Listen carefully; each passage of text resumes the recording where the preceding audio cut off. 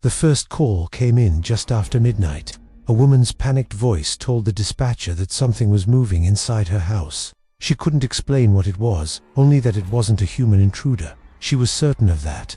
Police arrived within minutes, pulling up to a quiet suburban home that looked completely normal from the outside.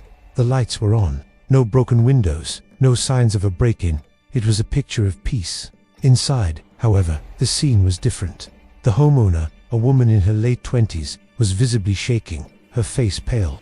She told the officers the sounds had started hours ago. Distant footsteps echoing down the hall, doors slowly creaking open and then shutting again, and worst of all, whispers she couldn't quite make out, like a conversation happening just beyond her hearing. The officers, experienced and professional, initially suspected it was just stress playing tricks on her mind. It was a common occurrence on the night shift. They conducted a thorough search of the house, sweeping through every room, checking every closet, looking under every bed. They found nothing. No one was there. The house was secure. After reassuring the woman, they left.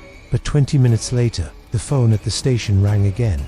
It was the same woman, her voice even more strained than before. This time, she said something that sent a chill down the dispatcher's spine. She claimed that whatever was inside her house was now responding to her. It was reacting to her thoughts, to her fear.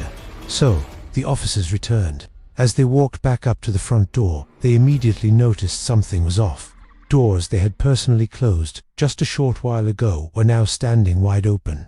The air inside the home felt colder, a stark contrast to the mild night outside. One of the officers would later note in his official report that the house felt occupied. It was a strange word to use, but it was the only one that fit the unnerving sensation that they were not alone, despite clear evidence to the contrary. They decided to conduct another search, this time moving more cautiously. They checked the attic, the basement, every possible hiding spot. Again, they found absolutely nothing. The house was empty. As they gathered in the living room, preparing to leave for the second time, a sound echoed from the main hallway. It was slow, deliberate, the unmistakable sound of someone walking, but it stopped the exact moment they all turned to look. The officers froze, their professional skepticism beginning to crack. One of them turned to the woman and asked, his voice low and serious, "Is there anyone else in this home?" Through tears, she shook her head and insisted, "No one." They drew their flashlights and cautiously moved toward the source of the sound.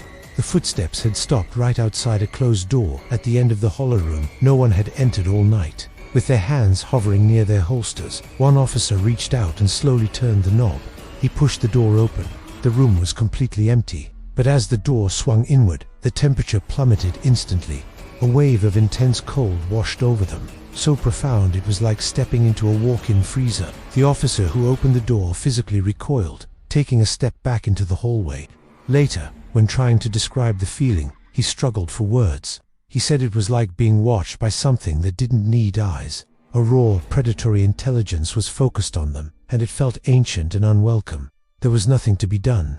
No charges could be filed. No suspect could be named. The official report was marked as unfounded, a generic label for a call that led to nothing.